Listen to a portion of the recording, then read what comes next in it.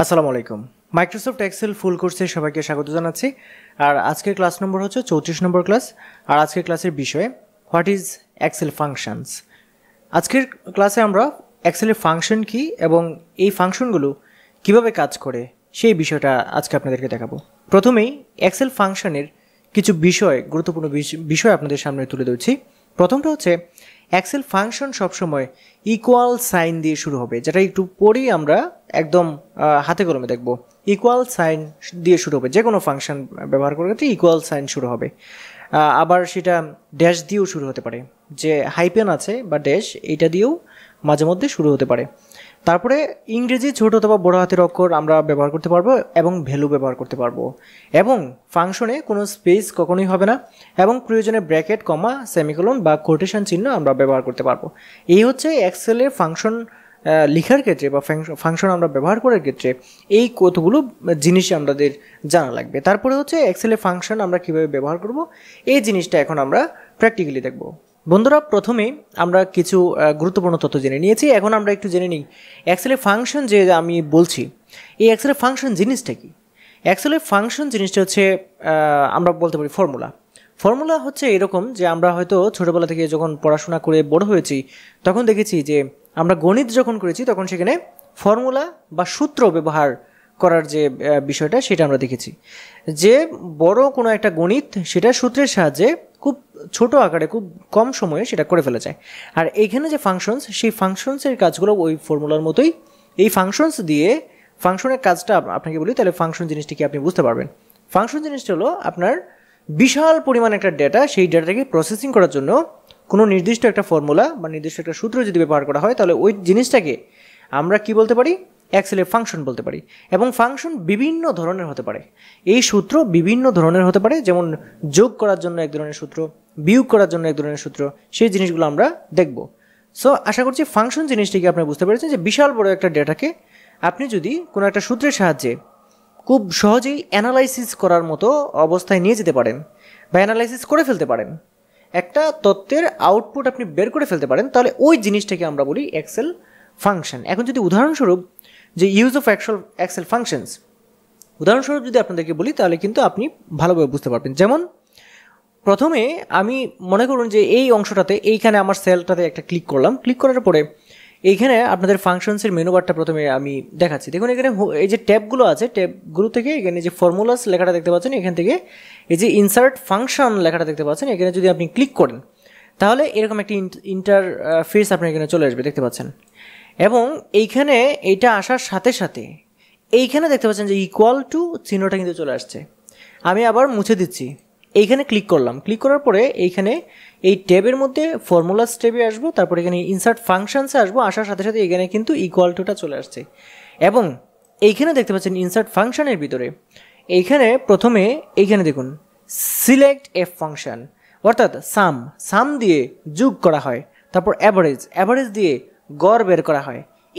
If formula হচ্ছে যদি এইটা হয় তাহলে হচ্ছে এইটা, আর যদি এটা না হয় তাহলে এইটা।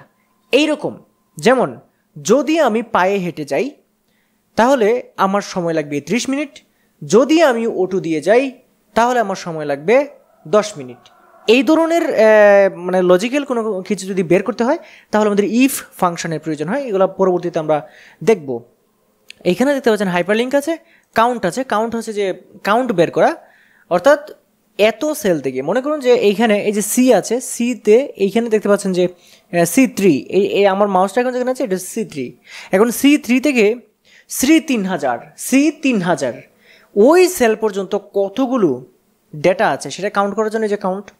তারপরে ম্যাক্স হচ্ছে আপনার বিশাল বড় একটা ডেটার মধ্যে সবচেয়ে বড় ডেটা কোনটা, এবং এখানে দেখতে পাচ্ছেন সিন, এই সিনটাও আমরা পরবর্তীতে দেখব, এইটা আমরা ব্যবহার করতে পারি। প্রথমে হচ্ছে এখানে সাম ফাংশনটা একটু আপনাদেরকে দেখাই। সাম ফাংশনটা হচ্ছে এই যে সাম ফাংশন আমি ক্লিক করলাম, ক্লিক করার পরে যদি আমি এখানে অকেতে ক্লিক করি তাহলে সাথে সাথে এরকম একটা ইন্টারফেস চলে আসবে। এবং এখন আমি এইখান থেকে এই যে দেখতে পাচ্ছেন নাম্বার আছে, প্রথমে নাম্বার 1, এইখান থেকে এই যে মাউসটা এখন যেখানে আছে এখানে ক্লিক করলে আমার এই মানে মাউসটা কিন্তু এখন সিলেকশনের পর্যায়ে চলে আসছে। এখন যে সেলগুলো আমি সিলেকশন করব সেই সেলগুলোরই এইখানে সেই সেলগুলো অ্যাড্রেস আসবে। যেমন আমি এইখান থেকে এই যে 2020 থেকে এই পর্যন্ত আমি সিলেক্ট করে দিলাম। এখানে দেখতে পাচ্ছেন যে C2 এই যে অনুপাত C7 এটা কিন্তু সিলেকশন হওয়ার পরে এইখানে আবার একটা ক্লিক করতে হবে। আমার মাউসটা এখন যেখানে আছে এখানে একটা ক্লিক করতে হবে। ক্লিক করলে যে দেখতে পাচ্ছেন সিলেকশন হলো এবং এখানে ইকুয়াল টু কত হলো, মানে এই যে সাম হচ্ছে যোগ করায়, মানে তাহলে এই 2020 থেকে এই যে সবগুলা কত হলো যোগফল, সেইটা যদি আমি এখানে অকেতে ক্লিক করি তাহলে সাথে সাথে এখানে বেরিয়ে যাবে। এই যে দেখতে পাচ্ছেন 3312.80 এটা কিন্তু যোগফল বেরিয়ে গেছে। এখন এটা হচ্ছে যোগফল, এটাকে আমি অন্য একটা কালার দিয়ে দিচ্ছি।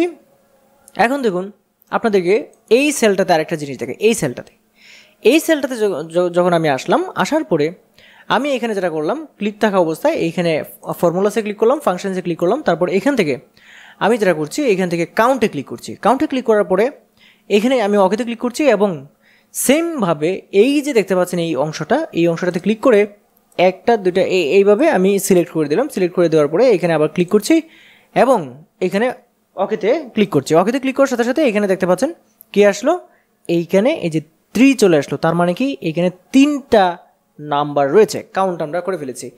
এইটাও না, শুধু মানে আমি অ্যাভারেজ যদি গড় বের করতে চাই এই 3টা সংখ্যার, এইখানে আমি ক্লিক রাখলাম।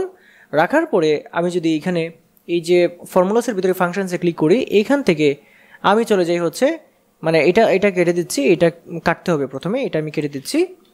এটা কেটে দিয়ে আবার আমি এই ফাংশনসে ক্লিক করছি। ফাংশনস আসলে অ্যাভারেজে ক্লিক করলাম, ওকেতে ক্লিক করলাম, তারপর এই জায়গাটাতে ক্লিক করে এই 3টাকে সিলেক্ট করে দিলাম। এইখানে আবার ক্লিক করলাম এবং এইখানে ওকেতে ক্লিক করলাম। এইটা হচ্ছে এই 3টা সংখ্যার অ্যাভারেজ, এইটা। আশা করি আপনারা বুঝতে পেরেছেন। সো ফাংশন, এইটা হচ্ছে ফাংশনের একদম কি, এটা হচ্ছে মানে হাতে কলমের দেখা। এখন আপনাদেরকে আরেকটু জিনিস দেখিয়ে দিই। দেখুন ফাংশন আমরা এইভাবে ব্যবহার করতে পারি, যেটা একদম প্রথমেই বলছিলাম যে প্রথমে ইকুয়াল টু দিতে হবে। তারপর দেখুন আমি মনে করুন যে এখানে বিয়োগফল বের করব, তাহলে এই সেল মাইনাস যদি আমি এই সেলে ক্লিক করি, তারপর যদি এখানে এন্টারে ক্লিক করি, এই যে দেখতে পাচ্ছেন বিয়োগফল বেরিয়ে গেছে।